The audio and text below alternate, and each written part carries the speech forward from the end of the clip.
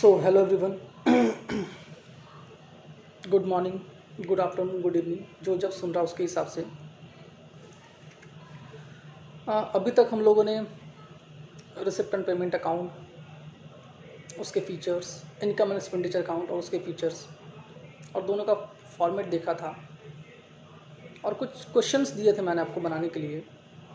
I hope आपने solve किए होंगे, क्योंकि अकाउंट्स में जब तक प्रैक्टिस नहीं करोगे समझ नहीं आएगा। So now in this video we are going to discuss uh, some small topic like distinction between income and expenditure account and receipt and payment account। एक टॉपिक रह गया था वो, and balance sheet. Of course balance sheet उसका format भी जानना है। और अभी हम लोग वो क्वेश्चन ही टेकअप करेंगे जिसमें एडजस्टमेंट ना हो, इजंट इट? क्योंकि अभी का पर्पस है सिर्फ आपको ये बताना कि आईएनई का फॉर्मेट कैसा होता है, रिसिप्ट एंड पेमेंट अकाउंट का फॉर्मेट कैसा होता है, बैलेंस शीट का फॉर्मेट कैसा होता है। ठीक है।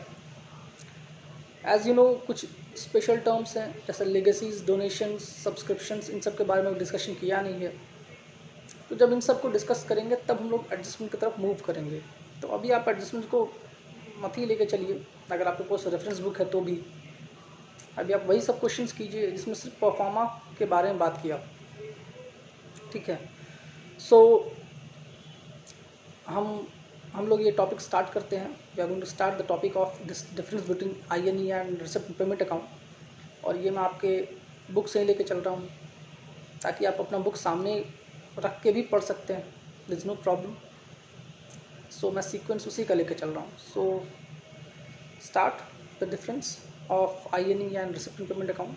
First point is, as per your book, is nature. So you guys remember we have already discussed about the nature of receipt and payment account and income and expenditure account both. Since income and expenditure account records all the income and expenses, therefore it is of nominal nature. Just like PL account, it is of nominal nature. On the other hand, receipt and payment account, it is a summary of cash book. हम लोगों ने बात किया था, it is just like cash account and cash is an asset. So we can say receipt and payment account is of real account. It means asset account. Okay. Second point is nature of item. Here nature of item means it is asking whether capital item or revenue item. And we have discussed earlier, income and expenditure account records only revenue item, that is income and expenses. And you know, revenue items are those items which are recurring in nature, whereas receipt and payment account do not bother about the nature of item, whether it is revenue item or capital. It records both items. I mean, it records both the revenue item as well as capital. Important is it is in the form of cash. मतलब अगर cash में receive या payment हो चुका है तो it will be recorded in receipt and payment account, चाहे वो कैपिटल नेचर का हो या रेवेन्यू नेचर का हो। It is totally immaterial for receipt and payment account. Next point is period, that is time period. Since income and expenditure account follows accrual system of accounting, so it records only those items which is related to current accounting year. Okay, just like profit and loss account. But receipt and payment follows cash basis of accounting. It means whether item related to current year, previous year or future year, it records all the transaction. Important is it should be paid or received in cash. So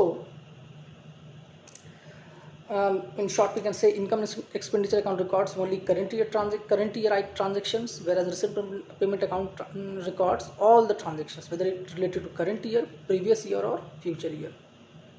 ठीक है, यही 3 point important था जो मैंने आप लोगों से discuss किया था। बुक में इसके अलावा और भी कुछ पॉइंट्स हैं, we are going to discuss those also. For example, the next point is debit side. Means ये इट सेज कि in income and as per the format of income and expenditure account, that is debit and credit side. In debit side we record expense and credit side we record income. This is what is explained in this point, in both the point. First point is debit side, second point is credit side. Income and expenditure account in its format record in debit side expenses and credit side income. Whereas in receipt and payment account, in debit side it record receipt and in credit side it record payments. बस ये आपका 2 point हो गया. That is क्या debit side होगा क्या credit side होगा, दोनों के फॉर्मेट में. Next point is depreciation. It means as you all know depreciation is a non cash item and receipt and payment account follows cash basis. तो depreciation receipt and payment account तो record हो ही नहीं सकता, isn't it, क्योंकि ये cash में तो होता नहीं depreciation, it is a non cash expenses.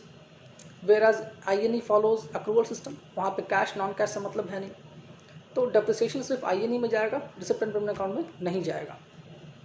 Next is opening balance. As you know receipt INE is a nominal account और रिकरिंग नेचर का होता है नॉमिनल अकाउंट, मतलब जो हर साल ख़त्म हो जाता है, उसका कोई भी बैलेंस कैरी फॉरवर्ड होगा ही नेक्स्ट ईयर, किसी भी हाल में नेक्स्ट ईयर कैरी फॉरवर्ड होगा ही नहीं. तो किसी भी हाल में INE में कोई भी ओपनिंग बैलेंस नहीं हो सकता. But receipt and payment account is an asset, so it always have opening and closing balance, क्योंकि कैश और बैंक एक एसेट्स है, साल के एंड में कुछ ना कुछ बच ही जाता है उसका. so it have opening balance as well as closing balance, but in income and expenditure account there is no opening balance and no closing balance. that's all. कितना पॉइंट्स था आपके पास बुक्स में जो मैंने डिस्कस कर लिया. And the next topic is balance sheet. यहाँ भी बैलेंस शीट सेम होता है जैसा आपने पहले बनाया था, ठीक है, कोई डिफरेंस नहीं. यहाँ भी लेफ्ट हैंड साइड में आप लाइबिलिटी रिकॉर्ड करोगे, राइट हैंड साइड में आप एसेट्स रिकॉर्ड करोगे. वहाँ पे आप कैपिटल बोलते थे, यहाँ पे कैपिटल फंड या जनरल फंड बोला जाता है, इजंट इट.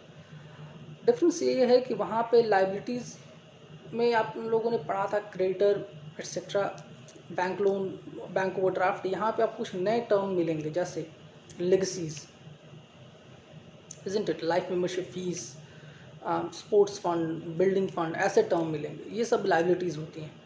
तो इन सब को हम लोग बाद में डिस्कस करेंगे, अभी थोड़ा आगे चलकर. तो ये सब कुछ नए टर्म्स मिलते हैं आपको, ठीक है. These are also liabilities. और एक डिफरेंस ये होता है कि NPO में, नॉन प्रॉफिट ऑर्गेनाइजेशन में, जनरली आपको जनरल फंड या कैपिटल फंड मिसिंग रहेगा, नहीं देगा. तो आपको 2 बैलेंस शीट बनाना पड़ेगा, एक ओपनिंग बैलेंस शीट, एक closing balance sheet. Opening balance sheet बनाना पड़ेगा ताकि आप जनरल फंड या कैपिटल फंड का ओपनिंग बैलेंस निकाल सको.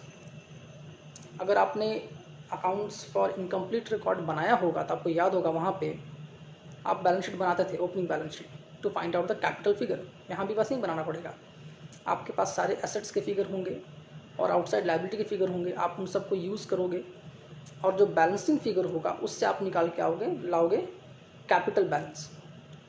तो इसका एक एग्जांपल मैं आपको दे दूंगा, आप उसको सॉल्व कर लेना. सिंपल परफॉर्मा बेस्ड है, ठीक है.